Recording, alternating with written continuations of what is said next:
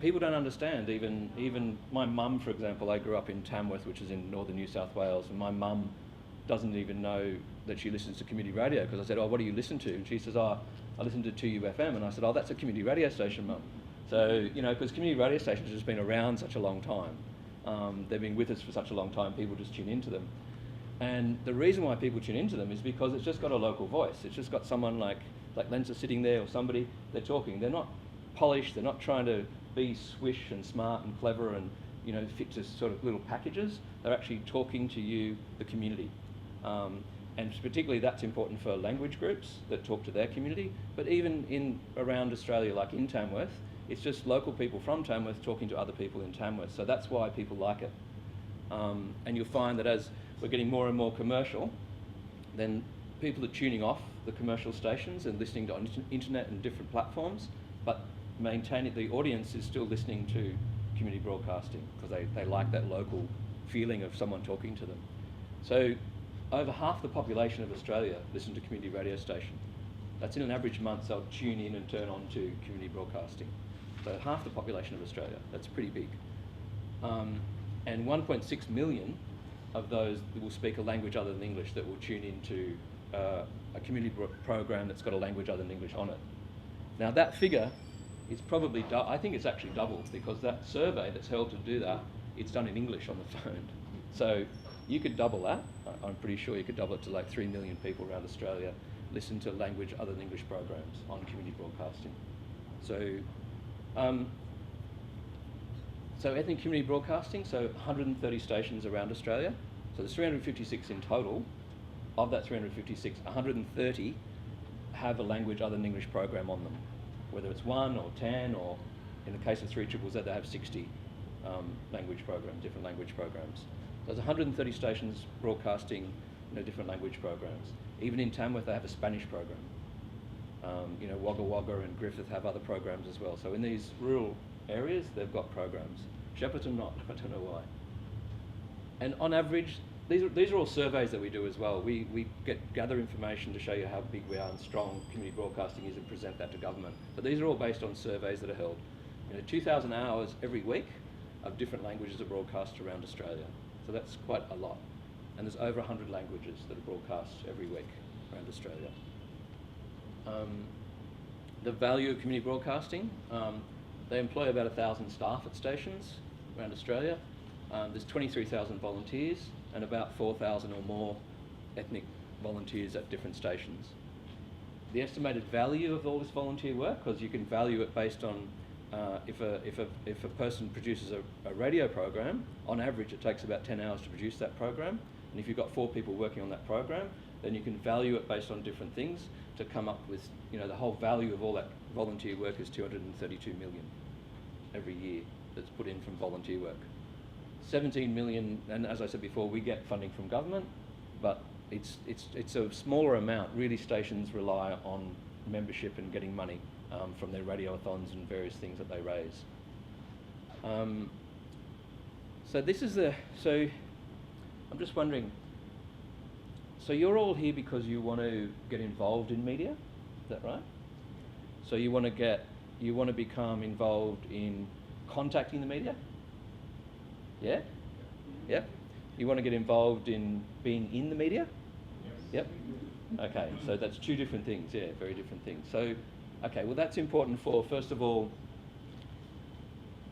getting involved, and it's not on the slides, but we can talk about it as well, as about employment in media. It's a hard thing, there's a lot of journalists out there that are unemployed at the moment that are looking for jobs, and it's quite competitive. But a lot of people have gone through community radio, for example, and gone on to get jobs. There's a Deakin University lecturer I met a couple of months ago. And I was talking to her, and she said she started as a receptionist at 3CR, which is a community radio station in Smith Street. And a lot of other well-known people have started. Damien, who does a media law report on the ABC, started a community radio station as well. Like, a lot of people started at community radio stations. So it's a way of getting trained up and getting into the media. And one of the things we do as well is we all the time advocate and say that the faces that you see on the mainstream media are not a reflection of the diversity within the Australian population. So they need to change that, and we're working with Deakin University to try to get a lot more faces into the mainstream media, into commercial media, that are not the white Anglo-Saxon male like me. So yeah, trying to change that as well. So the good thing about community radio is that it has these basic principles which allow, it's independent. So it's independent in the sense that it's not ran by commercial interests. So the people that run 3ZZZ, for example, they're all community radio broadcasters. They hold an AGM every year, and those community broadcasters run for the election, and those community broadcasters that broadcast on the station sit on the board and they run it. So they understand the people that are at the station. So that's its independence from commercialism and independent from its any exploitation. It's run internally. It's also access. So the whole idea of community radio stations is access. It has to allow access to community groups and people from the community. Its license is based on representing those people within the community. So that's why we're in Shepherd and we're saying, you know, that station's not representing the people within the community because those language groups aren't on the station. So, you know, that's the whole idea of access. People that allow you access onto there. So that's how you can use that to get into media, to start training, to understand how media works, to be on this side of the microphone rather than on the other side where you're talking to the media. And it's also one of the key aspects of community broadcasting is its diversity, its strength, it's about harmony, it's about social cohesion. That's part of the codes of practice of community broadcasting, not just the station, but it's also government regulation as well. So that's welcoming. Community radio is saying, come in, learn radio, get involved, be part of it. So that's the good thing about community broadcasting. When we come to, okay, so it's probably not as easy as I say. You can't just walk up to the station and knock on the door and say, I want to start. You know, when you want to start, you'll have to do a training program. You'll have to prove that you're part of a community. Like 3ZZZ has very stringent guidelines of how to get on air. It's not just an individual. They want you to be representing your community. So, you know, if there wasn't a Sudanese program, if an older Sudanese group wanted to go there, they'd have to go through a process of representing the Sudanese community and showing that they've got 20, 30 people behind them who's going to support that. So it's about community. But you can go through that process, or you can find out what programs are being broadcast in your language from other stations like 3CR or 3ZZZ and try to get involved with that group, because it takes a lot to produce a 1-hour program as well. So that's another way of getting in, either starting a new group or trying to join one of the existing groups. And at the station will also give you training, so that's a good thing. That's what that video is about. They give you training. It's a very basic training, but it's how to do interviews, how to panel, and about media law as well, which is really important, not to defame somebody, not to slander somebody and do those sorts of things. So very accessible. Whereas commercial media is not as accessible, of course. It's very difficult with commercial media. There are 260 commercial radio stations around Australia. There's 3 metropolitan television stations, as you know, Channel 7, Channel 9, Channel 10, which you see on TV. And then there's regional television stations as well, like Prime and Win and others. When you go into regional areas, you'll find these more local stations, TV stations, and they're actually more accessible than maybe the metropolitan television stations to try to get on air if there's a local story. But we won't go into that here because you all come from Melbourne, yeah? Yeah, okay, all right. Sorry? Gippsland. Okay. Yeah, but you don't have a separate television station there, do you know? Gippsland's still further on, yeah. Yeah. Yeah, so we went. Sorry? What about SBS channel? SBS?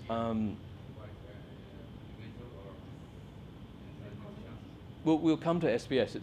It's different. It's a lot of in between. It's actually you've got your community broadcasting here, and you've got your commercial here, and in between you've got your public broadcaster, and you've got SBS, which is much more friendly and aligned with community. Yeah, it's not called community broadcasting, but it's much more friendly and accessible. Yeah, definitely. So, and of course we have our major newspapers as well. And while Australia is extremely has an extremely democratic media because it's so diverse, particularly with community broadcasting, one of the problems we have with the newspapers, of course, is that 80% of it's owned by two major companies, Fairfax and Murdoch. So, you know, that papership, newspaper ownership is really difficult, and that's why it's so difficult to sometimes, you know, get into those newspapers because of the ownership, because it lacks diversity, particularly with the mainstream newspapers, the national newspapers. And you'll find the ethos and the principles of commercial media is to make money. They basically have a product and they need to make money. So their whole way of doing things will be different. And Clyde was saying before, you know, like some journalists will seem to be aggressive or adversarial because but that's the way they think. A lot of the journalists, not all of them, but a lot of them think that way because they want to create a conflict and get it in the newspaper or get it on the TV, because the conflict is what sells, and that's what people, unfortunately, can get interested in the public. So it's a bit of a vicious circle that gets into. The journalist wants to create the drama, they can sell the newspaper, they sell the newspaper because people buy it, and it's that argument sometimes that the journalist says, well, I'm just doing it because people buy the newspaper, and people should stop buying the newspaper, they don't want us to print it. So there's a vicious thing that journalists can get into. And so, like Clyde said, some of the journalists you'll meet, you won't, you know, bother with them really, and you have to be sometimes very careful of mainstream journalists. We'll go into that later. And the access, you know, the access to commercial media is not, you can't access it like you do community radio. The only way you can access it is through talkback. So if there's a talkback opportunity, you can phone and try to get into, you know, get your voice heard that way. And you can, of course, do media releases and try to get that information on the air if you're part of an organisation. You can, you know, try to influence current affairs programs. You can try to write to the editor.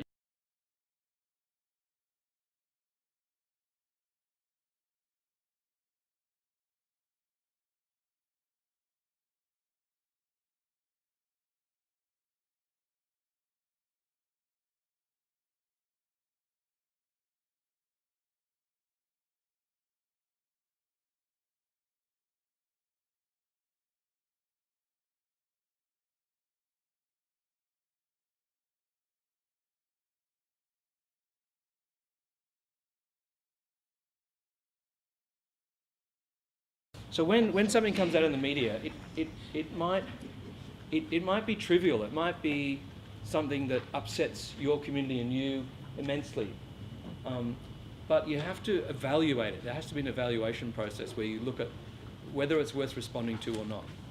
And sometimes it's not. Sometimes you just can not respond to it, because by responding to it, you can actually make it worse. Yeah. So you have to be careful of that. There's an example on page 4 when there was a really negative article about Africans crime statistics with the police. We responded there, and you can have time later. It's page 4 and 5. We had an interview with the second in charge at Victoria Police, and we thought it was important to say something about that. Yeah, and you did a fantastic job with that. I mean, the fact that Clyde did something about it, we heard about it, and that's how I met Clyde. We heard about it, and we thought this is a really important issue. So we were able to run it in the magazine as well. So that magazine goes out to 1,000 community broadcasters around Australia, goes out to politicians and to multicultural organisations. So although Clyde never got an apology officially in the newspaper, did you? No. But he was able to do all these other things. You know, the police commissioner really heard about it and apologised, and got this massive coverage in many different ways, like that forum that you see that's held there. So there's different ways to respond to the media. Even Andrew Bolt picked up on it. Sorry? Andrew Bolt. Oh, did he? He picked up. Yeah, I didn't actually know until much later. Oh. He commented on the video. Oh, did he? That we did the interview. Yeah. And you already have your platform. You have your video internet platform to produce those sorts of interviews as well. Right. Yeah. So when you respond to things, you know, like be swift, be factual, but don't just think.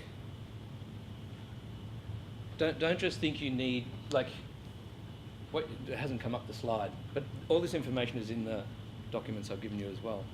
But it's, you know, if something's been recorded, been printed badly or said badly, you know, you can ring the journalist and talk to the journalist, which I think Clyde did. Yeah, and then see where you get with the journalist. And the journalist, you know, maybe didn't make the decision for the heading or something, and so it goes back up to the editor. So you try to talk to the editor. So you try to talk to them, and you'll be really upset about something because it's unjustified. So you need to talk in a very firm but calm and try to get, you know, an apology from them over it. And if that doesn't work, there are many other avenues you can take, as Clyde did with that process by, you know, using his own medium to interview the police commissioner, which then gets into a platform where other people start to see it, like our organisation, and that spreads it to our magazine. So, and there's social media that you can use once you've, you know, if you've got your Twitter, if you've got your social media figured out, you can spread that information through that process. So I think the responses you can make when something is unjustified and defamatory, even though they don't say it is, there's many different things you can do about that. But again, you probably need to get together. I don't know if you did it by yourself or you got together and thought of a plan to do that with a group, or did you run with it yourself? I have a team with African Media Australia, and Yeah. we spoke about it. So we planned just briefly, Yeah. and then much of it I had to do myself. Yeah, yeah. And if you did you put out a media release about it? No, we didn't put a video release at that time. Yeah. I just went straight to the Straight to agent them. and spoke to the journalist and all that sort of thing. Yeah, but you can put out a media release. Sometimes our media releases, we don't actually send it to the mainstream media. We send it to community media because we know that the mainstream media is not going to pick up on it. So we will be informing, you know, our members about what's happening and not necessarily bothering with the mainstream media. But if something happens like that, you can send out a media release and focus it on community media. Use your social media and try to get just on your, you know, on the 3ZZZ, on 3CR, on those community stations, and things can grow. You can create a voice through that. Yep. Okay. So that's all. If you have any questions, any. Yeah, we take questions. Few more. I know we're running over time, guys. Sorry for that, but yeah. Any questions? Well, one thing I want to ask, what if you have a bad comment, a journalist get a bad comment about you, and you're trying to get in contact with them and refuse to talk to you, what is the step of that? You can, like legally you can write to them. So if you speak to them on the phone, they don't do anything, you can write to them and ask them for a response. And if they don't do anything, you can complain. If it's in the newspaper, you can complain to the Press Council or the Media Alliance as well. And if it's on the radio, you can actually complain to the Australian Communications Media Association. So that's your legal official way to go. But I recommend you do that if it happens as well. I would also take the other avenues, things that Clyde did, for example. But you can take that avenue, but it's a very slow process. And ACMA, I know, for example, the Press Council, they're like what's called paper tigers. They don't have any teeth. They can't recommend anything,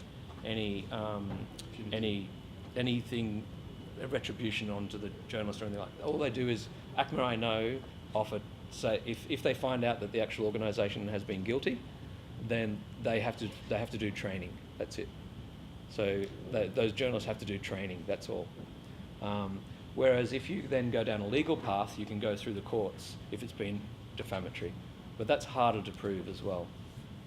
So it is quite hard. So you've got the Press Council with newspapers, the Media Alliance with newspapers. You've got ACMA with broadcasting and radio, and then I would suggest you do more of your own social media campaign, responding to media yourself. How you would do that, as well as contacting the paper and writing to them as well. A lot of times you may not really get what you want, but it's still important to do it, because when you do it, it's starting to send a message out there. You know, these things have impact on people and communities, and that journalist who wrote that article, next time, even if it may not change much then, but they'll think twice about what they're writing, if they've been, confronted somehow by someone from a community group. It is important. And ACMA being the regulator, you can go to ACMA, and even if they don't in the end do anything to punish the journalists, but it's still, there are some records there that this happened, some stage, and it's still important to do it. Yeah, Still important. ACMA produce a magazine, and in the back of the magazine, if they've received complaints, they publish the complaint where it's been made as well. I read them actually sometimes, so people do read them. Okay, if there's no more question, let's thank Russell for his time. Thank you very much. Thank you. And wonderful presentation that